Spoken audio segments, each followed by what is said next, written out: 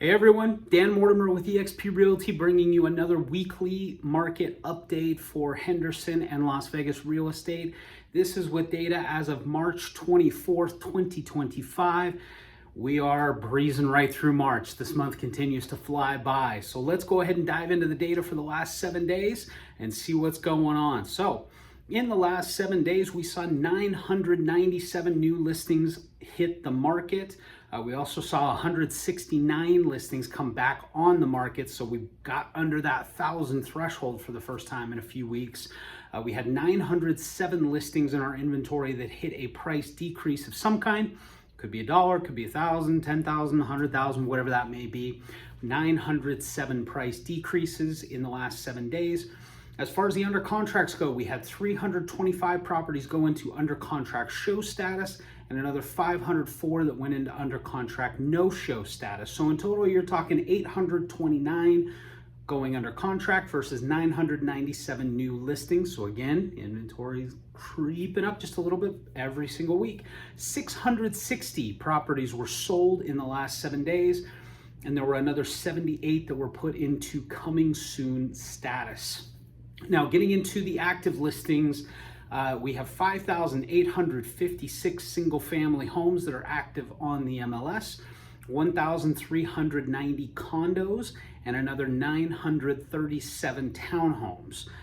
So in total, you're talking that's right around 8,000, kind of around the same number that we've been for a little bit here.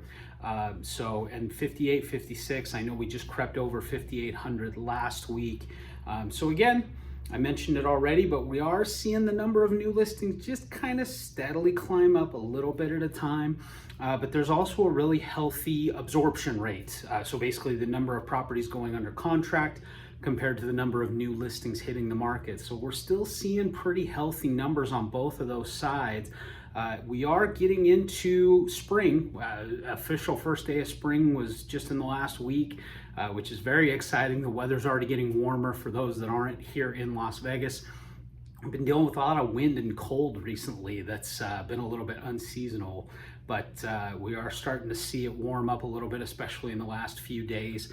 It wouldn't surprise me if, as things continue to warm up, we definitely start to see more activity, both with new listings as well as properties going under contract. We're coming up on the end of the school year here in the next couple of months, and a lot of people are starting to make their summer plans, listing homes, purchasing homes, and a lot of people coming into town as well. So definitely a healthy market. You know, we're still sitting on about 3 months worth of inventory right now, which, if you look at just the raw numbers, that's actually more of a seller's market than a buyer's market. But based on kind of the trends that we've seen, the number of new listings hitting the market, the number of properties going under contract, I still constitute this as more of a balanced market. Lots of options for buyers to choose from, and sellers aren't necessarily having a feeding frenzy for their home. There are definitely some, as I mentioned before, that have multiple offer situations, lots of buyers going after the same home. But by and large, we're seeing homes sit on the market for a little bit longer. The days on market is a little bit longer, and the number of pending deals falling through is a little bit higher in Las Vegas than other markets, but we're still looking at maybe 20 to 25% of those. So definitely still a good time to get into a home. If you're thinking about selling and buying, this is a great market to do it in. Do it now before things get crazy and chaotic. I know one thing that's been brought up is a lot of people are concerned about tariffs and taxes and cost of living and things like that continuing to go up in Las Vegas. We really haven't seen too much of an effect on that from the housing market standpoint. If anything, we've gotten some good news here in the last few weeks, is that rates actually ticked down just a little bit. Most of the forecasts that I've seen from economists and from lenders that I've talked to, different people in the business, doesn't sound like we're going to see a drastic drop off in rates, but the fact that they've been kind of in the high sixes as opposed to the low sevens for the last little bit is definitely encouraging, and hopefully that's the continued a trend that's going to continue. But if nothing else, we got a little bit of relief in that regard. I know there are a lot of people that have been concerned about interest rates with them being so high, being north of 7. And again, I'm not a lender, I'm not a mortgage professional, so don't necessarily take that as gospel. Everybody has kind of a different program that they qualify for with different rates, but I'm just going off of kind of the market numbers that I'm seeing. It looks like, generally speaking, the best rates that you can get right now are in the high 6s, which is good. And if you're putting more down or you're getting a different type of product, then there's a chance that rate could be even lower. If you have questions about that, I would encourage you to talk to a lender. If you need one, I got one. I can connect you with them and they can give you more details on that. But it is something that comes up in my conversations a lot with my clients is, what's going on with interest rates? Where are they going to be? Are they going to go down? Are we going to see relief with prices? I think the trend, at least right now in the single family housing market, is we're not necessarily seeing prices drop.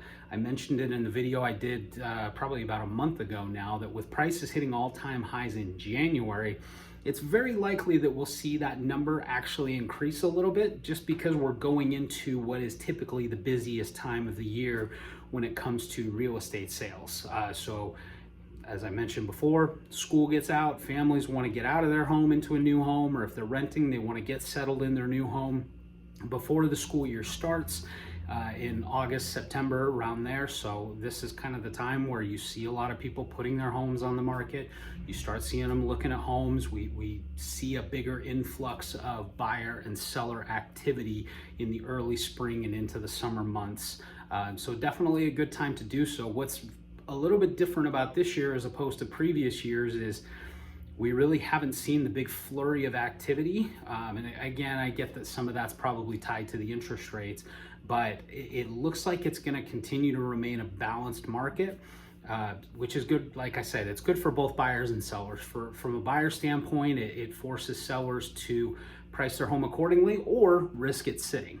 And again, pricing has never been more critical for a home seller. But if you are a seller that's looking to buy, this is really the ideal market. I talk to a lot of people that say they're waiting for certain conditions to fall into place. When you're a seller, you need a market that has enough demand that a buyer is going to be attracted to your home if you price it right from day one. And you also need a seller on the other end that's going to be willing to be flexible with you, work with your contingency if you have to have a contingency to sell your home in order to purchase the next one. And you need someone that's going to be willing to work with you, be flexible with time frames, be flexible if repair issues come up or other concerns with the home. And we're seeing more of those in this market than we have in a long time. So definitely a lot more balanced, which to me means it's ideal. I get that the prices are high and that the rates are high, and that drives a lot of people away. But if you're looking just at the market conditions, this is definitely the best time to do something if that's your plan. If you're waiting for prices to go down, if you're waiting for rates to go down, well, join the crowd. There's a lot of people that are doing that.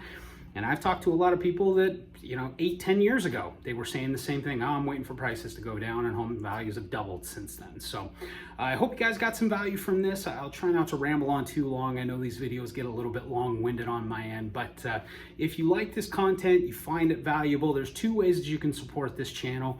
First and foremost is the easiest. There's a subscribe button on all my videos and on my channel. If you click that, it's like following me on Facebook or Instagram, some other social platform, but it gives you the opportunity to get notifications anytime I post new videos. I put at least 1 video out a week. I try to do at least a couple.